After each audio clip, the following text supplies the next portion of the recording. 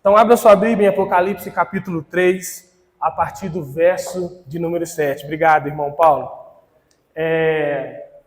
A Lene me fez o convite, de estar trazendo a palavra, e aqui fica o meu agradecimento a Lene pela confiança também. E o Senhor colocou esse texto no meu coração.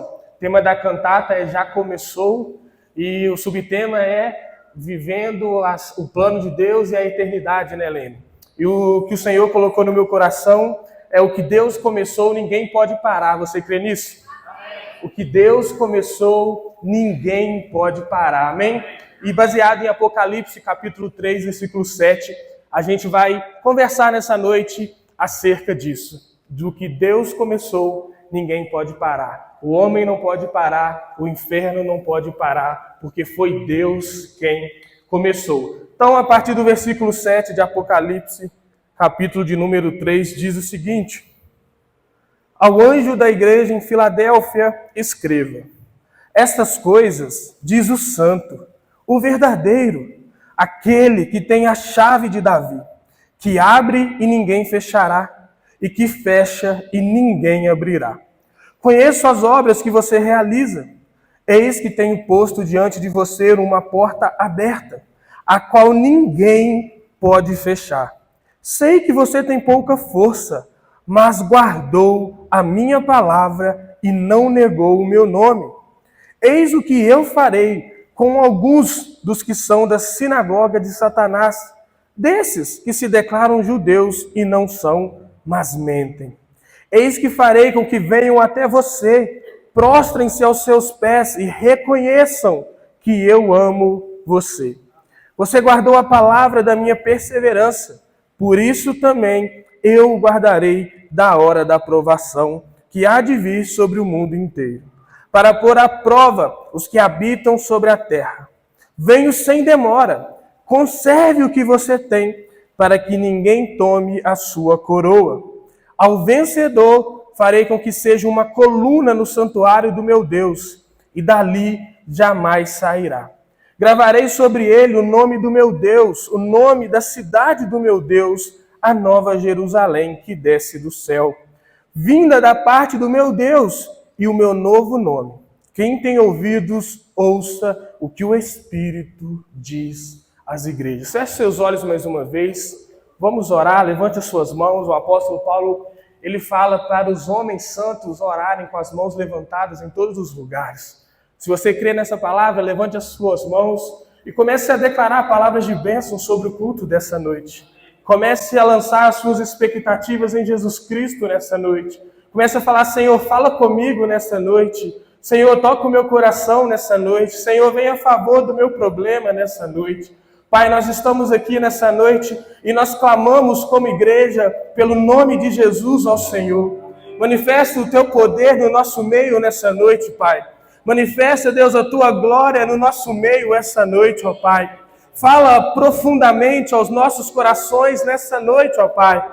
Que nós venhamos sair diferentes daquilo que entramos aqui, da forma que entramos. Que venhamos sair mais parecidos com Jesus Cristo. Que venhamos sair mais cheios de amor pelo Senhor, que venhamos sair um pouco mais santos do que entramos, que nessa noite o Senhor venha arrancar pecados dos nossos corações, ó Pai. Deus, queremos tocar o Senhor nessa noite e ser tocado pelo Senhor. Pai, que o Senhor colha todas as orações feitas aqui nessa casa, desde o culto da manhã até agora, Pai. E que nessa noite o Senhor já comece a responder essas orações, ó Pai. E que venhamos colher, Senhor Deus, aquilo que o Senhor tem para nós em Cristo Jesus. Amém. Amém. Irmãos, o livro de Apocalipse é um livro muito rico. Um livro que o Senhor entrega ao apóstolo João para entregar para as igrejas da Ásia Menor na época. No capítulo 1, Jesus se apresenta para o apóstolo João. João tem uma visão de Cristo e ele vai ver Jesus com os olhos como de fogo, com os pés como de bronze polido, com as suas vestes brancas. Ele tem uma visão de um Cristo glorificado. Ele tem a visão de Cristo como Deus. Ele tem a visão do Cordeiro que venceu na cruz. Isso já diz muito sobre o Deus que nós servimos, porque Ele não é mais um Deus que está pendurado numa cruz. Tem uma canção que o Ministério de Louvor canta, que eu gosto muito, que diz que Ele não é mais um bebê na manjedoura e nem está pendurado numa cruz. Essa época passou, fez parte do processo de Deus para a vida de Jesus, mas agora Ele voltará como um leão. Ele voltará como o Senhor de toda a terra. E João está tendo a visão desse Jesus, do Jesus que voltará para julgar todas as coisas, para julgar as nações.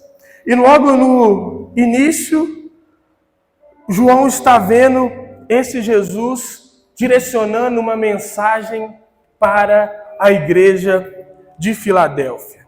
Filadélfia era uma cidade da Ásia Menor, uma cidade que foi plantada com um propósito missionário pelo Império Grego. Era uma cidade missionária da cultura grega. A partir de Filadélfia, a cultura grega era espalhada pelo mundo da época. E a gente vai entender como isso faz sentido com aquilo que Jesus está falando para o João. Filadélfia também era uma cidade que tinha muitos terremotos.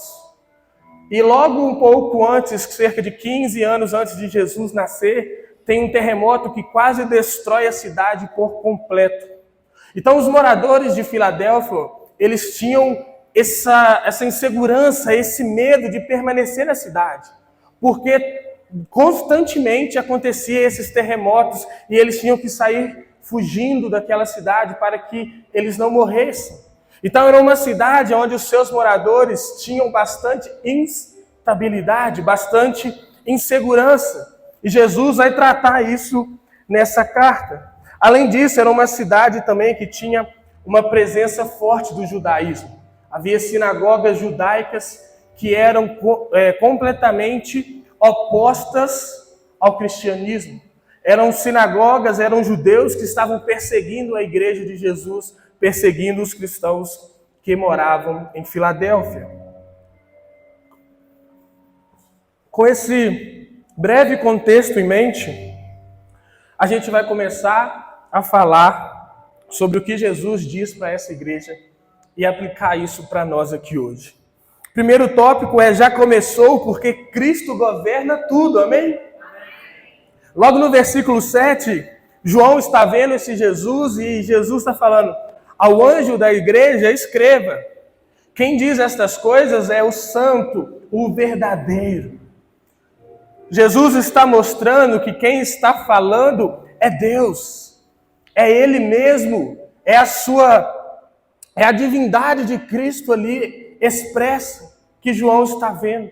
Aquele que é puro, aquele que é verdadeiro. É isso que Jesus estava mostrando. Olha, eu sou santo e eu sou verdadeiro. Eu sou alguém confiável. Eu sou alguém que você pode depositar a sua confiança. Eu sou puro, eu sou santo. E aqui uma curiosidade.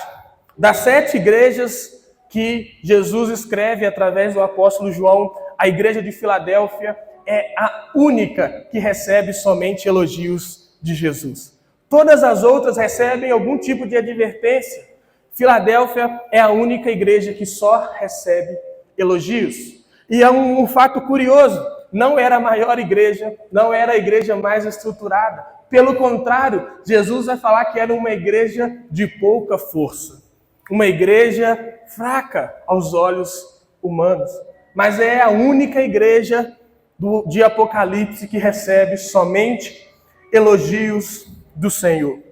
Então o Senhor está se apresentando para João, ele está dizendo: eu sou o santo, eu sou o verdadeiro e eu sou aquele que tem a chave de Davi.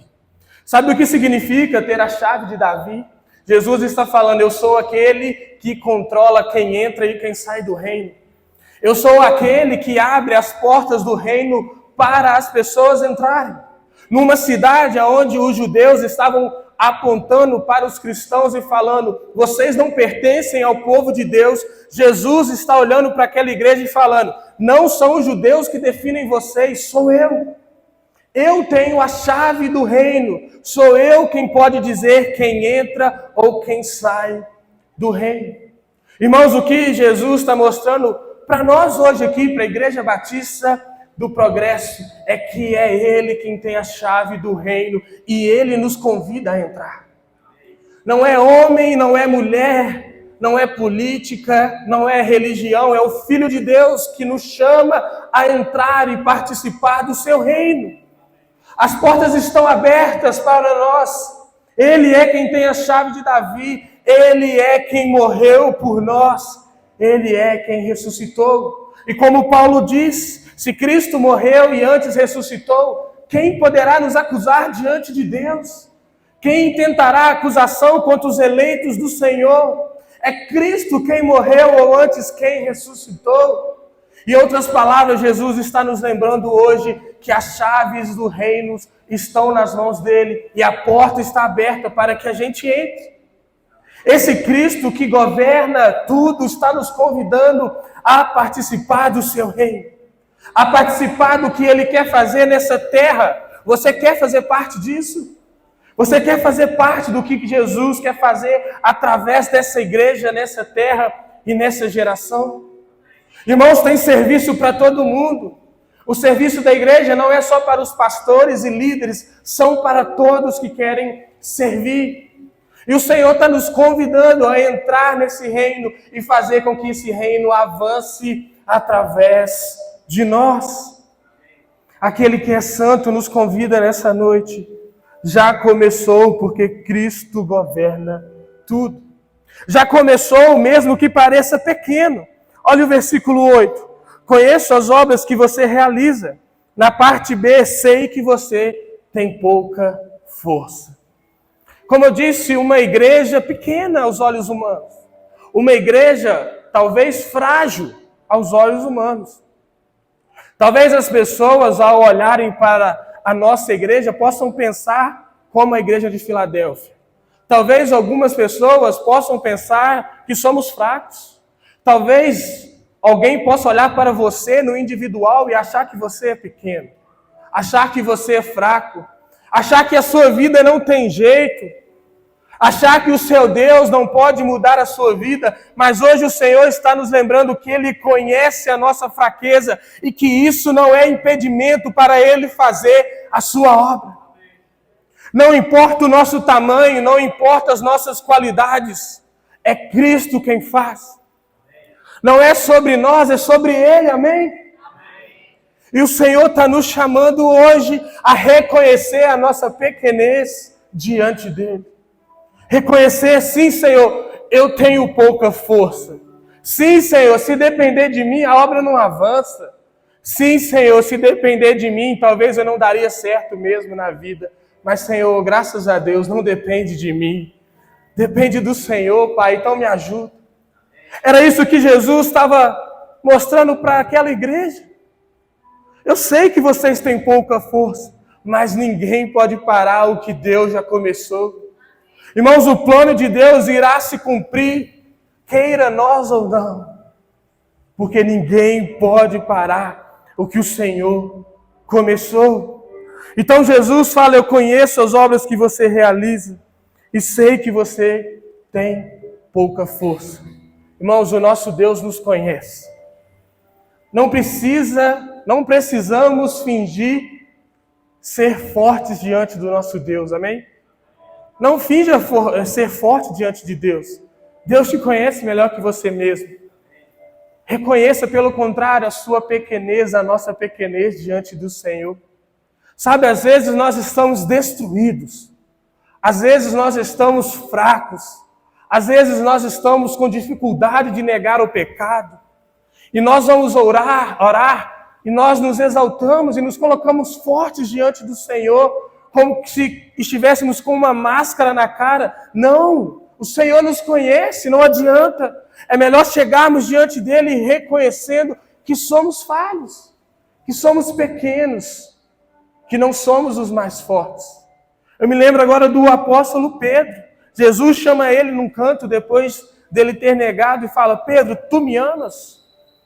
Jesus está perguntando assim no original, Pedro, você me ama como Deus? Pedro responde, Senhor, o Senhor sabe que eu te amo como um amigo. Jesus pergunta de novo, Pedro, você me ama como Deus? Pedro responde: Jesus, o Senhor sabe que eu te amo como um amigo. O Senhor sabe que eu te neguei. O Senhor sabe que eu falhei. Aí Jesus abaixa o nível do seu amor. Ele fala: Pedro, você me ama como um amigo? Aí João fala que Pedro se entristece ao ouvir isso. Mas ele responde: Senhor, sim, o meu nível de amor é como um amigo. Eu ainda não estou pronto para morrer pelo Senhor. Mas a partir daí, Cristo olha esse reconhecimento e ele faz esse mesmo apóstolo que negou ele morrer pendurado de cabeça para baixo numa cruz. Então, quando nós reconhecemos a nossa fraqueza diante do Senhor, é aí que somos fortes, é o que o apóstolo Paulo vai falar. Quando reconheço que sou fraco, forte sou. Porque não é sobre nós, é sobre Cristo. Nunca foi sobre nós, sempre foi sobre Cristo. É Ele quem brilha, é Ele quem governa, é Ele quem é adorado. Ele não nos chamou para aparecer, mas para diminuir. O ministério da igreja é o ministério de João Batista. Que Ele cresça e eu diminua, amém? Que Ele cresça. Então já começou, mesmo que a gente tenha pouca força. Já começou e ninguém pode parar o que o Senhor começou. Vamos continuar. Já começou e existe uma porta aberta, amém? Olha a parte B do versículo 8. Eis que tenho posto diante de você uma porta aberta, a qual ninguém pode fechar. Alguns teólogos vão entender que Jesus está falando de duas coisas ao mesmo tempo. Primeiro, ele está falando da porta do reino. Naquela cidade, como eu falei, havia uma sinagoga judaica que estava olhando para a igreja de Cristo e falando: vocês não pertencem ao povo de Deus, vocês não são descendentes de Abraão, vocês não podem servir ao Deus de Israel. Agora Cristo está olhando para essa igreja e está falando: olha, existe uma porta aberta diante de vocês e ninguém pode fechar. Ele está falando da porta do reino de Deus. Essa porta, irmão, está aberta para nós. Essa porta está acessível a todos nós. Podemos entrar por meio de Cristo no reino e fazer parte desse reino. A segunda porta que Jesus está falando é a porta da proclamação do Evangelho. Como eu disse, Filadélfia era uma cidade missionária da cultura grega. Então ali, naquele lugar, passava povos de inúmeras regiões. Alguns teólogos vão entender que Jesus está falando: olha, eu coloquei vocês em Filadélfia de uma forma estratégica para que vocês proclamem o Evangelho aí. Irmãos, a mesma missão que Cristo dá para Filadélfia é a que Ele dá para a Igreja Batista do Progresso. Proclamem a palavra de Deus aonde vocês estão. A porta que o Senhor abriu é esse bairro chamado Padre Eustáquio. A porta que o Senhor abriu é essa cidade chamada Belo Horizonte. E Ele está nos chamando hoje a proclamar o Evangelho nesse lugar. A anunciar as boas novas desse lugar, mesmo que a gente tenha pouca força. Mesmo que a gente seja pequeno diante de 3 milhões de habitantes. O Senhor está nos chamando a proclamar o Evangelho nessa cidade. A porta está aberta. Foi Ele quem fundou essa igreja. Ele é o alicerce, o fundamento dessa igreja. E essa igreja permanecerá até que Ele venha. Amém? E Ele está nos lembrando disso hoje. Proclamem o Evangelho. Proclamem a palavra do Senhor. Proclamem a palavra. Porque Paulo vai dizer que o Evangelho é o poder de Deus para a salvação de todo aquele que quer. O Evangelho transforma, o Evangelho pode transformar esse bairro, o Evangelho pode transformar os nossos vizinhos, o Evangelho pode transformar as nossas vidas. Mesmo que nós sejamos pequenos, mesmo que nós tenhamos pouca força, o Senhor é quem fará através de nós. Com o advento da internet hoje, nós estamos aqui proclamando o Evangelho e pode ter pessoas do mundo inteiro ouvindo a palavra do Senhor. Marcílio falou hoje na EBD que existem inúmeros lugares no mundo que ainda não ouviram sobre o Evangelho de Jesus. que ainda não conhecem sobre Jesus. E o Senhor levantou a igreja para pregar o Evangelho, para fazer o nome dele conhecido. Ele chamou eu e você para isso, para proclamar o teu Evangelho.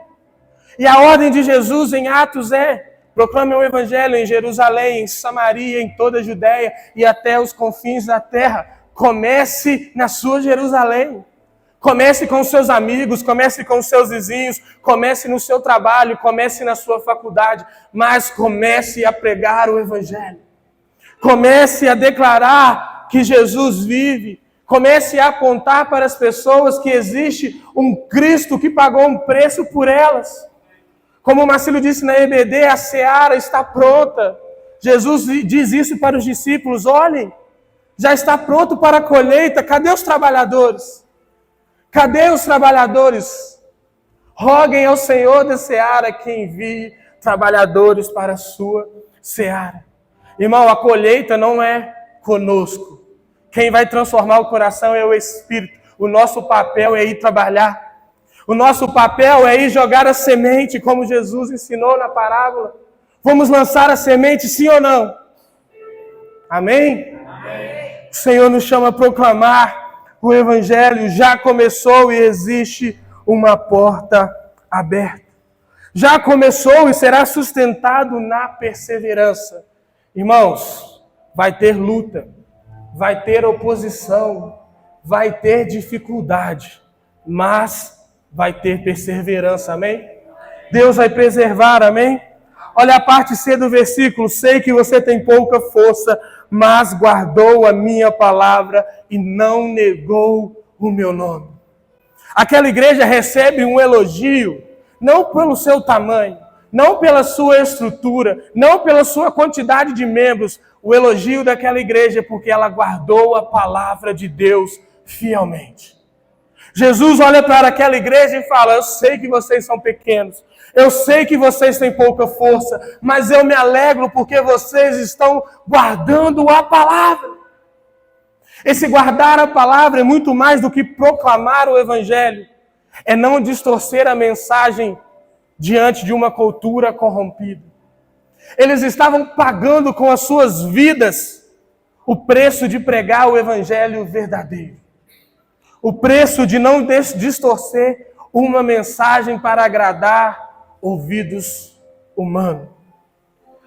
O apóstolo Paulo vai dizer, se eu não me engano, para Timóteo, que nos últimos tempos, os homens e mulheres, os seres humanos, procurariam líderes que falariam para eles coisas que eles querem ouvir e não o verdadeiro Evangelho. O Senhor aqui nessa palavra para João está falando: olha, vocês, igreja de Filadélfia, guardaram o verdadeiro Evangelho. Vocês preservaram a palavra de Deus. Vocês guardaram essa palavra no coração e não deixou essa palavra sair do meio de vocês.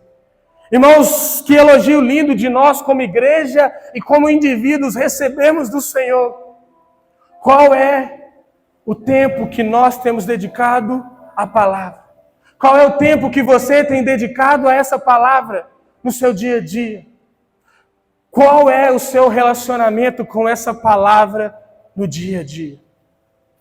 Irmãos, Deus preservou essa palavra mais de 6.000 anos na história para que chegasse a mim e a você. E muitos de nós fazemos pouco caso dessa palavra, infelizmente. Mas hoje o Senhor está nos lembrando, através desse elogio para uma igreja de mais de 2.000 anos atrás, uma igreja fiel, uma igreja que guardou a palavra, uma igreja que preservou a palavra. E eu creio que nós podemos ser cada dia mais semelhantes a essa igreja, amém? Nós podemos cada dia mais nos aperfeiçoarmos e melhorarmos naquilo que o Senhor quer que façamos. Como indivíduos, como igreja, precisamos ter um relacionamento profundo com Cristo e a sua palavra. É a palavra que tem o poder para transformar. É essa palavra que é mais cortante que uma espada de 2 gumes. Sabe o que isso significa? Significa que enquanto eu prego, ela fala com você, mas fala comigo. Significa que enquanto nós lemos essa palavra, vai transformando o nosso coração, vai transformando a nossa vida. Irmãos, quanto mais nós formos transformados por essa palavra, mais o Senhor irá fluir através de nós. Quanto mais lugar nós dermos a Cristo por meio da sua palavra, mais o Senhor irá fluir através de nós. Hoje nós clamamos por avivamento nesse lugar. A palavra é a resposta para o avivamento. A palavra é o que salva o homem dos seus pecados. A palavra é o que liberta o oprimido. Jesus disse: o Espírito do Senhor está sobre mim, e Ele me ungiu para pregar a boa notícia, libertar os cativos, libertar os oprimidos, trazer visão aos cegos. É por meio do poder do Espírito e por meio da palavra. Você crê nisso? Você crê que essa palavra ainda é poderosa? Se você crê, proclame essa palavra por onde for. Proclame essa palavra por onde você passar. Não vai ser fácil. Terá sim oposições. Pastor Neemias, com seus anos de ministérios, eu tenho certeza que já enfrentou inúmeras oposições. Eu sei que eu vou enfrentar oposições no meu ministério, que está só começando. Você irá enfrentar oposições ao querer viver a vontade de Deus, mas, meu irmão, presta atenção nisso aqui. Vale a pena sofrer por Cristo. Vale a pena sofrer por Jesus. Lembra de Atos 5, quando Pedro, João, eles são açoitados e eles saem alegres. Eles saem ali regozijando porque eles foram achados dignos de receberem açoites por causa de Cristo. Que essa alegria inunde nossos corações, irmãos. Que ao sermos perseguidos pela palavra, nós possamos nos alegrar porque sabemos que a nossa recompensa no Senhor é grandiosa. Amém? Então, o que Deus começou, ninguém pode parar. E foi Deus quem começou a igreja. Foi Deus quem começou a igreja do progresso. Foi Deus quem começou as obras nas nossas vidas. E Filipenses vai dizer, aquele que começou a boa obra é fiel para completar. Deus irá completar a obra dele nas nossas vidas. Deus irá completar a obra dele nas nossas vidas. Aquela igreja não permaneceu porque era forte, permaneceu porque guardou a palavra. O que nos sustenta em meio às oposições, o que nos sustenta em meio às perseguições, o que nos sustenta em meio às tribulações, é nós guardarmos a palavra. Jesus vai contar uma história de dois homens que construíram a sua casa, um sobre a areia e outro sobre a rocha. Aqueles que ouviam a palavra e praticavam são aqueles que construíram sobre a rocha. Veio as tribulações, veio a tempestade, veio a chuva, mas a casa não se abalou, porque estava fundamentada sobre a palavra de Deus. Irmão, se a minha vida e a sua vida não estiver fundamentada sobre a palavra de Deus, nós não iremos resistir ao dia mau. Mas se nós estivermos fundamentados, alicerçados nessa palavra, nós iremos ser como os montes de Sião, inabaláveis. Amém? O Senhor está nos chamando a isso. Já começou e será sustentado na perseverança. Olha o versículo 9. Eis que farei com que alguns dos que são da sinagoga de Satanás, desses que se declaram judeus e não são, mas mentem, eis que farei com que venham até você, prostrem-se aos seus pés e reconheçam que eu amo você. Jesus está falando o seguinte para aquela igreja: olha, existe um povo falando que vocês não são amados. Existe um povo falando que vocês não pertencem a mim. Deixa que no tempo certo eu vou mostrar quem é alvo do meu amor. Deixa que no tempo certo eu vou mostrar quem é objeto do meu amor. Eu farei com que eles venham e se prostrem diante de vocês.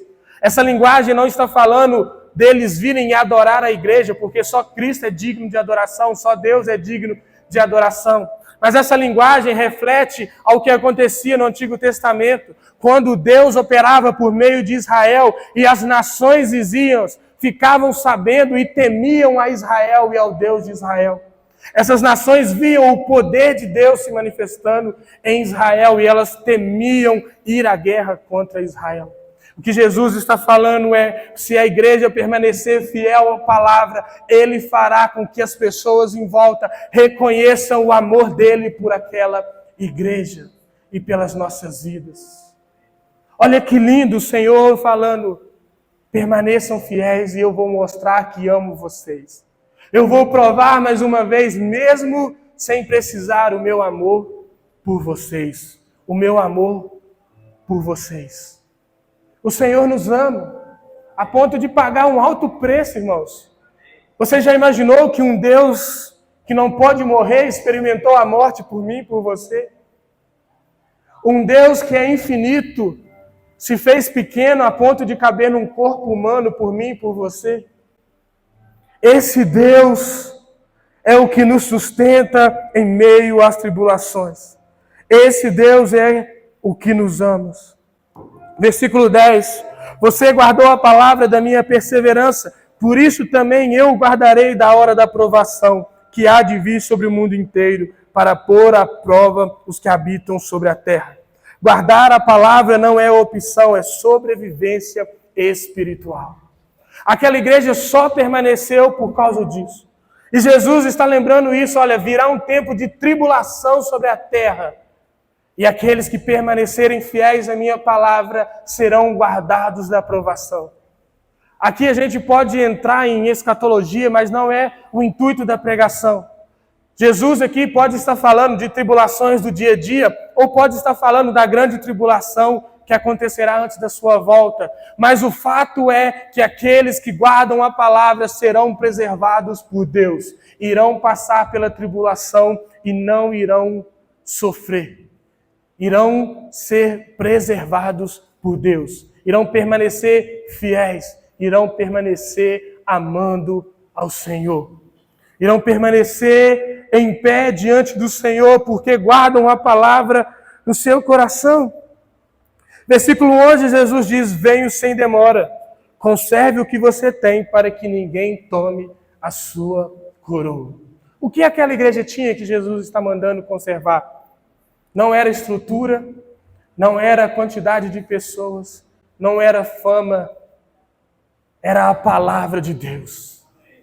Era o nome de Jesus que eles não negaram. E Jesus está falando, se conservem assim. Conservem-se guardando a minha palavra, conservem-se sendo fiéis a mim e ao meu nome, e ninguém irá tomar de vocês o lugar de vocês no reino. Ninguém irá tomar de vocês o lugar de vocês no reino. Irmãos, há um lugar que Jesus foi preparar para nós, ele diz isso em João 13 ou 14, eu não me lembro agora, mas ele diz, eu irei e vos prepararei lugar, então eu voltarei e buscarei vocês para que estejam aonde eu estiver. Ninguém pode parar aquilo que Deus já começou nas nossas vidas. Nós estaremos lá com o Senhor, amém? Nós veremos a face dele, amém? Nós tocaremos a ele como Tomé tocou. Nós veremos as suas mãos perfuradas, o seu lado ferido. Nós veremos a face do nosso amado. Que dia maravilhoso, onde eu poderei dar uma caneta no Thiago lá no céu jogando futebol, hein, Thiago? Imagina? Ê, trem bom, hein? Por isso que eu oro para o Neymar se converter. Imagina eu jogando bola com o Neymar no céu. Brincadeiras à parte. Mas, irmãos, olha que lindo. Vamos estar no céu. Eu, pastor Neemias, Edi, todo mundo aqui. Imagina a gente se encontrando no céu. Imagina o Marcílio dando uma aula de EBD lá no céu para a gente. A Edi regendo o coral dos anjos. Olha que coisa linda, irmãos. A gente se encontrar no céu diante de Jesus. Eu acho que a primeira coisa que eu vou pensar é falar, nossa, cheguei mesmo. Deu certo mesmo esse negócio, gente? Jesus foi bom demais. Porque nós somos falhos, não é, irmãos? A gente falha um com o outro. A gente falha, mas o nosso Deus é gracioso e Ele nos ama.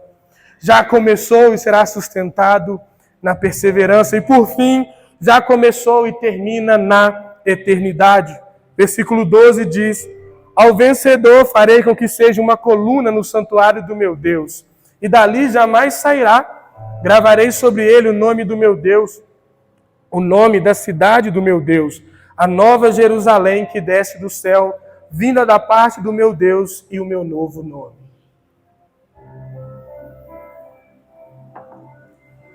Irmãos, Em um contexto onde a cidade era atordoada quase que diariamente por terremotos, Jesus vira para aqueles cristãos daquela cidade e fala: ao vencedor será como uma coluna firme no santuário do meu Deus. Você entende a profundidade disso? Para um povo que estava acostumado com instabilidade, para um povo que estava acostumado com tremores na terra, Jesus está falando: olha, se vocês vencerem comigo, vocês serão inabaláveis na cidade do meu Deus. O que Jesus está mostrando é que nós seremos inabaláveis, não importa as nossas inseguranças de hoje. Se nós permanecermos fiéis, Ele nos fará como uma coluna inabalável na casa de Deus. Olha que lindo e que profundo. E a Bíblia vai dizer que nós já somos mais do que vencedores por meio de Cristo. Jesus está falando isso para nós hoje. Vocês serão uma coluna no santuário do meu Deus e dali jamais sairão. Para um povo que estava acostumado a fugir da cidade constantemente por causa de tremores, Jesus está fazendo uma promessa: na cidade que eu estou preparando, vocês não precisarão mais fugir. Não haverá mais tremores lá. Não haverá mais morte, não haverá mais choro. Esses dias nós estávamos lá em casa com essa canção no coração. Não vou arriscar cantar, porque eu não tenho o talento dos irmãos. Mas essa canção é linda que diz: morte e choro, nunca mais. Tristeza e dor, nunca mais. Além do rio azul, as ruas são de ouro e de cristal. Irmãos, é para lá que o Senhor está nos lembrando que nós iremos hoje. É para lá que nós iremos quando a nossa vida chegar ao fim. E o Senhor nos lembra que aquilo que Ele começou, ninguém pode parar. E se Ele começou essa obra nas nossas vidas, ninguém pode parar. Amém?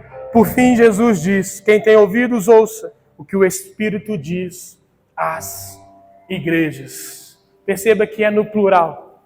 Essa carta ela é válida para a igreja de Cristo espalhada pelo mundo de todas as eras e tempos. Ela é válida para nós hoje.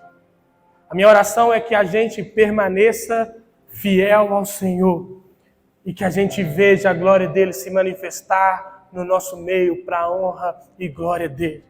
Que a gente veja os nossos ministérios frutificando para a honra e glória do Senhor. Que a gente veja a nossa igreja crescendo para a honra e glória do Senhor dia após dia até que Ele venha. Amém? Se você também quer isso, coloque-se de pé, vamos orar.